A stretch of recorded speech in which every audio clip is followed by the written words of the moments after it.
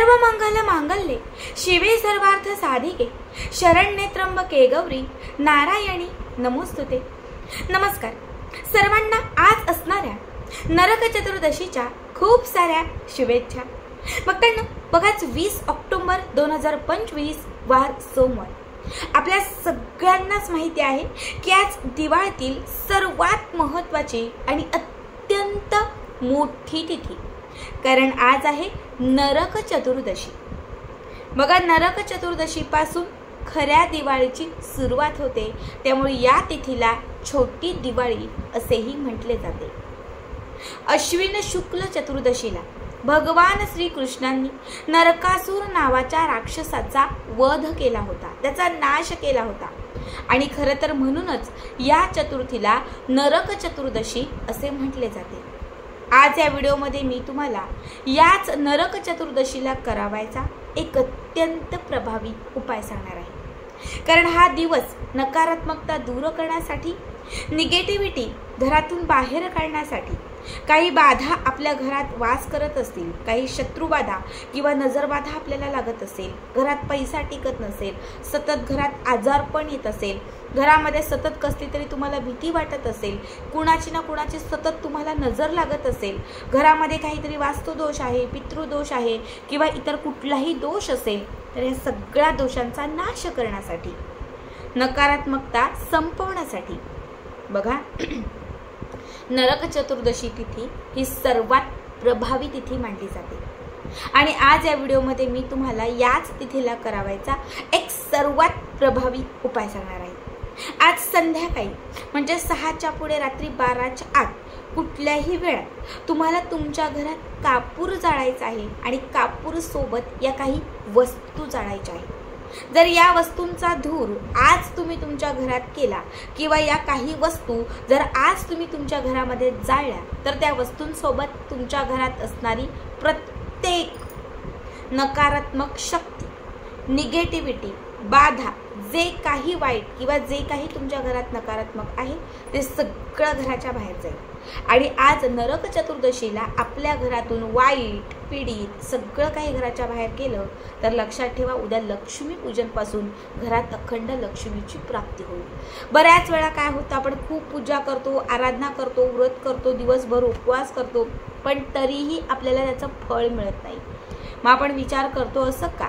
तर असं याचमुळे होतं, घरात खूप जास्त निगेटिव्हिटी असते, नकारात्मक शक्ती ही तुमच्या घरामध्ये प्रमाणाच्या बाहेर असते।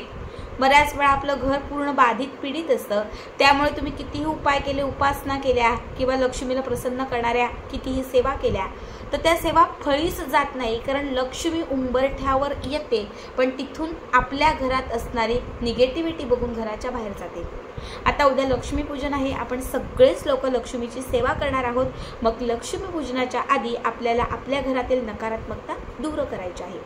बघा, संध्याकाळी 5च्या पुढे रात्री 12च्या आत कुठल्याही वेळात तुम्ही हा उपाय करू शकता। या उपायासाठी तुम्हाला लागणार आहे एक मातीची पंटी, छोटीशी मातीची पंटी। आता प्रत्येकाकडे मातीच्या पंट्या असतील, कारण आपण दिवाळीमध्ये मातीच्याच पंट्या आपण दारोदारी लावत असतो। एक मातीची पंटी स्वच्छ घ्यायची आहे। घराचा जो मुख्य प्रवेशद्वार उंबरठा आहे, त्या उंबरठ्यावरती किंवा उंबरठ्याच्या आतमध्ये बाहेर, बघा समजा हा उंबरठा, तर आत बाहेर किंवा उंबरठ्यावरती कुठेही ही मातीची पंती तुम्हाला ठेवायची आहे। आता उंबरठ्यावरतीच का, तर ते अगोदर सांगते, कारण इथूनच घरात अवलक्ष्मी येते, इथूनच घरात लक्ष्मी येते। जर उंबरठ्यावरती हा उपाय तुम्ही केला तर घरामध्ये असणारी अवलक्ष्मी घराच्या बाहेर जाते आणि घराच्या उंबरठ्यासमोर किंवा बाहेर असणारी लक्ष्मी या वस्तूंनी, या वस्तूंच्या धुराने, या वस्तूच्या वासाने आपल्या घराकडे खेचली जाते, म्हणून उंबरठ्यावर। आता मातीची पंटी उंबरठ्याच्या समोर किंवा उंबरठ्यावरती ठेवली की सगळ्यात पहिले त्या मातीच्या पंटीत घालायचे आहेत भीमसेनी कापराचे 4-5 तुकडे। भीमसेनीच कापूर, कारण तो निगेटिव्हिटी क्षणात शोषून घेतो। 4-5 भीमसेनी कापराचे तुकडे घालायचे आहेत आणि त्या भीमसेनी कापराच्या वरती तुम्हाला 2 अख्ख्या फुलवाल्या लवंगा ठेवायच्या आहेत। 2 अख्ख्या फुलवाल्या लवंगा, त्याच्यावरती तुम्हाला 2 मिठाचे खडे, मीठ खड्यांचं नसेल तर चिमटीने 2 चिमटी, थोडंसं 2 चिमटी मीठ घालायचं। याच्यावरती तुम्हाला थोडीशी घालायची आहे पिवळी किंवा काळी मोहरी. यावरती घालायच्या आहे 2 अख्ख्या हिरव्या वेलच्या, ज्याला आपण इलायच्या असे म्हणतो. जर तुमच्याकडे गाईच्या शेणाचा म्हणजे आता जर तुमच्याकडे बघा गाईचं शेण सुकवलेलं असतं आणि ते सुकवलेलं जे शेण असतं तर त्याचा एक छोटासा तुकडा म्हणजे बाजारामध्ये पूजेचं साहित्य जिथे मिळतं तिथे हे तुम्हाला सहज विकायला मिळतं. तर त्याला काहीतरी म्हणतात पण मला ते आठवत नाही. पण जर तुमच्याकडे गाईचं शेण असेल तर थोडंसं शेण तुम्हाला त्याच्या असेल तर घाला, नसेल तर नका घालू. पण असेल तर थोडंसं गाईचं शेणसुद्धा तुम्हाला त्याच्यामध्ये घालायचं आहे, ज्याला आपण गोवर असे, आता आमच्याकडे त्याला गोवर असे म्हणतात. असेल तर घाला, नसेल तर नका घालू. आणि शेवटी याच्यावरती तुम्हाला घालायचं आहे 1 चमचाभर तूप.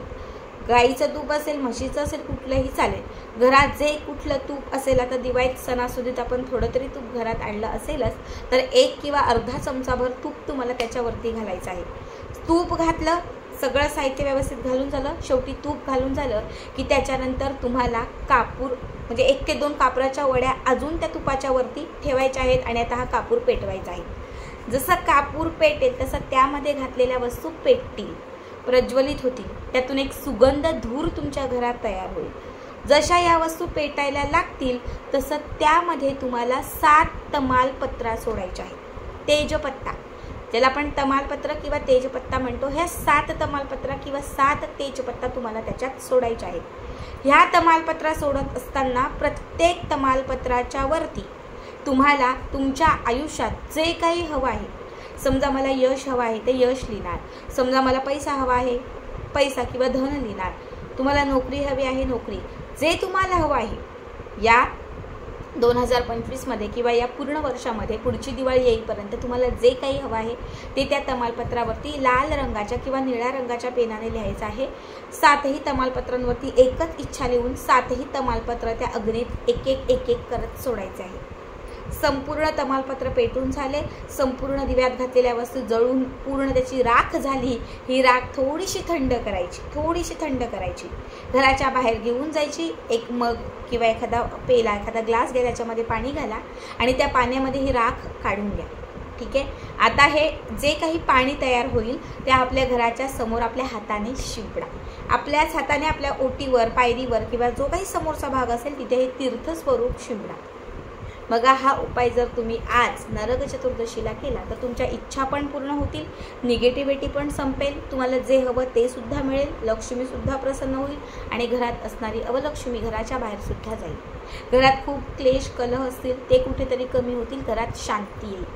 खूप साधा, खूप सोपा उपाय नक्की करा आणि याचा व्हिडिओ कसा वाटला कमेंट करा.